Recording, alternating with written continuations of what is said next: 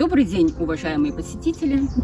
Мы находимся на территории левобережного комплекса Восточно-Казахстанского областного природно-ландшафтного и архитектурно-этнографического музея-заповедника. Я экскурсовод данного музея Челдобаева Любовь. Сегодня мы с вами совершим онлайн-экскурсию по комплексу Жибек-Жалы «Шелковый путь», который был открыт на территории музея-заповедника в сентябре 2013 года. Великий Шелковый путь – это легендарная магистраль Средневековья, которая сыграла важную роль в развитии материальной культуры Казахстана. Казахстан считался в прошлом и поныне остается сердцем этого древнего караванного пути. И именно поэтому наше государство выступило главным инициатором международных мероприятий по его восстановлению. Основное значение Шелкового пути – это взаимодействие культур, развитие торговли, рост городов, налаживание внешних связей, обмен знаниями, идеями, достижениями. В основу инфраструктуры комплекса Жибек-Жалы легла концепция 4 царств мира, 4 мировых монархий, расположенных по 4 сторонам света. На юге это империя царя слонов, Индия.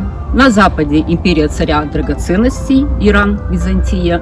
На севере империя царя коней, тюркские каганаты. И на востоке империя царя людей, Китай. Начало развития Шелкового пути уходит во II век до нашей эры. Первоисточником его был Китай, так как изобретенный в Китае шелк был главным предметом торговли, и именно он определил название пути. Шелк ценился на вес золота. В страны Центральной Азии и Средиземноморья шелк попадал посредством кочевых племен – саков и скифов, населявших верховье Иртыша и озеро Зайсан. В 139 году до нашей эры, благодаря первооткрывателю, послу Чан Цяню, был открыт западный путь в страны Средней Азии. Тем самым были соединены воедино две великие дороги, шедшие ранее в неведомые земли. Одна, идущая из стран Средиземноморья, с запада, в страны Средней Азии, разведанная и пройденная эллинами при походах Александра Македонского и селевкидского полководца Димадама. Другая, идущая с востока, из Ханьской империи в Среднюю Азию, разведанная послом Чан Цянем. Нужно сказать, что название «Шелковый путь» вошло в обиходное употребление только в XIX веке. Впервые термин был применен географом-исследователем Фердинандом Паулем Вильгельмом Рихтгофеном. В XV веке, после открытия морского торгового пути, Великий Шелковый путь утратил свое мировое значение. Наша область на протяжении многих десятилетий имела главным образом торговое значение. Здесь сходились караванные пути, связывающие страны Средиземноморья, Европу, Россию, с Центральной Азией, с Монголией, с Китаем. На территории комплекса Жибек-Жалы расположены 4 мини-дворца – индийского раджи, бухарского эмира, казахского хана и китайского императора, а также караван-сарай, выставочный корабль «Каравелла» и большой лабиринт.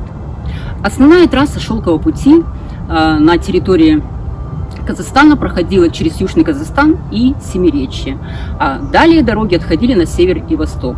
Они вели в районы Центрального и Восточного Казахстана, к берегам Иртыша, на Алтай и Монголию. На караванных путях строились города, которые являлись важными политическими, экономическими и культурными центрами. Таковым был оазис Туркестан, резиденция казахских ханов и святое место мусульман. Здесь устанавливались ставки племен, принимались посольства из разных стран мира, велась торговля с ханствами Средней Азии, с Восточным Туркестаном и Китаем. Также крупными городами на трассе Шелкового пути были города Испиджаб, современный Шымкент, Атрар, Тарас, Суяб, Кулан и другие города. Такие прекрасные шедевры зодчества, как мавзолей Хаджа Ахмета Яссави и петроглифы Тамгалы, являются древними памятниками Казахстана, олицетворяющими многовековую историю Великого Шелкового пути. Они входят в список культурного наследия ЮНЕСКО.